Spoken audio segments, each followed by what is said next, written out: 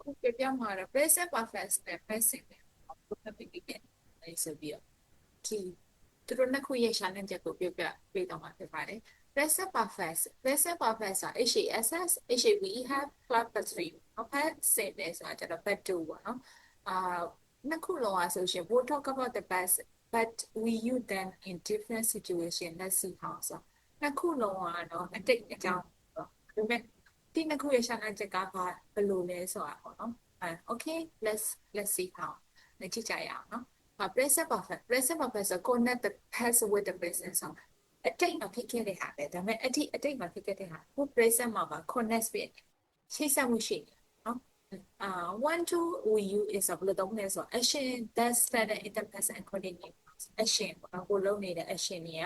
ကလှုပ်ဆောင်ချက်တွေကဆိုလို့ရှိရင်အတိတ်မှာစပြလုပ်ခဲ့ရတယ်ဒါပေမဲ့အခုထိလည်းလုပ်နေတော့ပဲအဲ့လိုမျိုးဆိုလို့ရှိရင် present perfect ကိုသုံးတယ်life experience right when we talk about our experience life experience အခုပေါ့နော်ကိုယ့်ရဲ့ life experience ပြောမယ်ဆိုရင် life experience ဆိုတာအခုထိလည်းကိုယ်အခုထိတယ် first အကျိုးတရားမှုရှိနေတော့ပဲပေါ့နော်အဲ့ဒါနော် life experience တွေတောင်းတယ် as specify time ပေါ့နော်အချိန်ရတိတိကျမဟုတ်ဘူးဆိုလို့ရှိရင် present perfect ကိုတောင်းတယ်နောက် recent action ပေါ့တိတ်မကြသေးဘူးပေါ့နော်ဒီ center မှာဆိုရင် just လို့ already လို့ yes လို့အဲ့လိုမျိုးစကားလုံးတွေတွေ့ရဆိုလို့ရှိရင် present perfect ကိုတောင်းတယ်အပြင် changes ကိုမှ try အချိန်ပြန်ပြောင်းနေတယ်structure ကပါလဲဆို subject ပေါ့နော် present perfect yes structure က subject HASS HAV have plus have participle has participle နော် participate ဆိုဒီမှာဆို is a man အနေနဲ့ဆို I have visited she has finished they has lived အဲ့လိုမျိုးတောင်းတယ် Thai expression အနေနဲ့ဆို present perfect မှာဘာတွေ့လဲဆိုတော့ဒီ Thai expression was လေးတွေပေါ့နော် already yes just ever never so far in the last few years recently lately since for so ပြောတော့I have visited Paris ပေါ့နော်သူဒီမှာဆိုရင်ဒီ sentence မှာဆိုတဲ့ experience important nào ဆိုသူ Paris ကိုသူလေခဲ့ဘူးအခုထိလည်း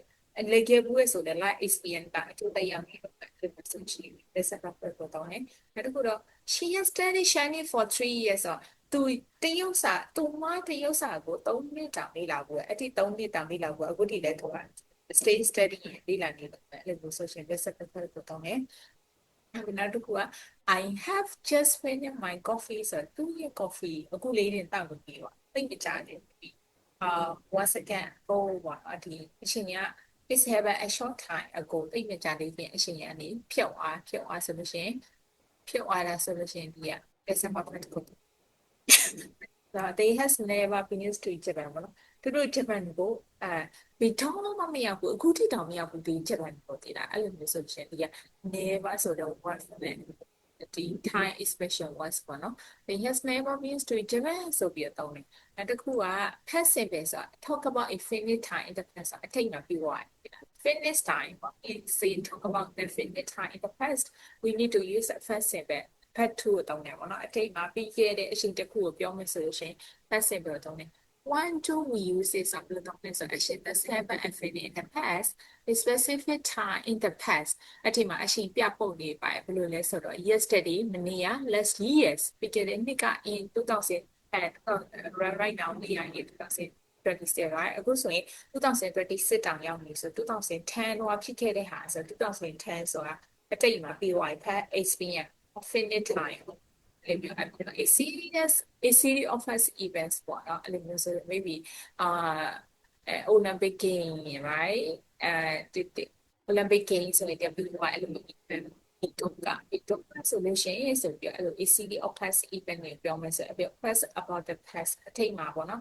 တိကျကျနဲ့ဘယ်နှခုနှစ်တော့ဆိုဘာဖြစ်ခဲ့တာလဲဆိုပြီး past နဲ့ about the past ဒီ past simple တော့အဲ့ဒီ structure က subject past verb ပေါ့ past verb ကို verb to လို့လည်းတောင်းတယ်နော် I visited she finished they live ပေါ့ the time expression နေနဲ့ဆိုရင်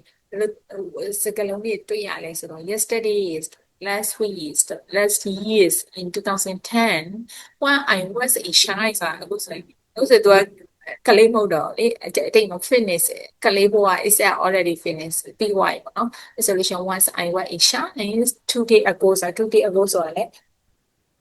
အခုဆိုတာလွန်ခဲ့တဲ့2ရက်ကဆိုအတိ2ရက်ကကြော်ပြီးအခုဆိုရင်လွန်ခဲ့တဲ့2ရက်ကိုကြော်ပြီးအခုလက်ရှိရောက်နေပေါ့နော်အဲဆိုရင် once last ago ပေါ့နော်အဲ့လိုမျိုး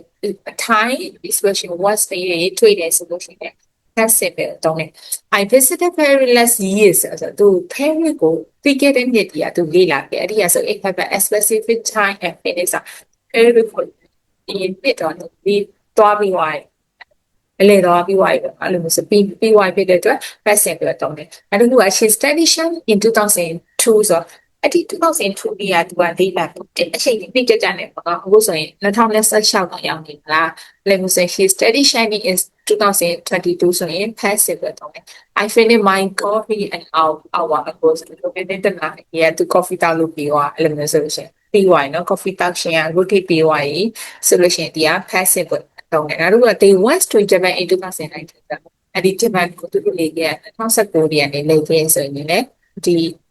is happen in the past and is been ပေါ့နော်အဲ့လိုမျိုးဆိုလို့ရှိရင်ဒီက passive ကိုတောင်းတယ်သူတို့ navigation လိုက်တဲ့ကပို့တယ်ဆိုတော့အကျဉ်းချုပ်အနေနဲ့ပြောမယ်ဆိုရင်ဒီမှာ present perfect ကကြတော့ finish and going ဆိုအခုလက်ရှိအကျိုးသက်ရောက်နေတော့ပဲ passive ကကြတော့ finish ပြီးသွားအဲ့လိုမျိုးဆိုရင် time ကကြ is specified time she has studied Chinese for 3 years ဒီမှာဆိုသူအခုတည်နေလာနေတော့မှသူဒီအရှင်ရတိတိ specified time what is maybe for the whole years ဒီလေ့လာမယ်ဆိုအချိန်ဆိုတာတိတိကျကျမပြောနိုင်ဘူးအဲ့လိုမျိုးဆိုရင် specific time ဆိုရင် example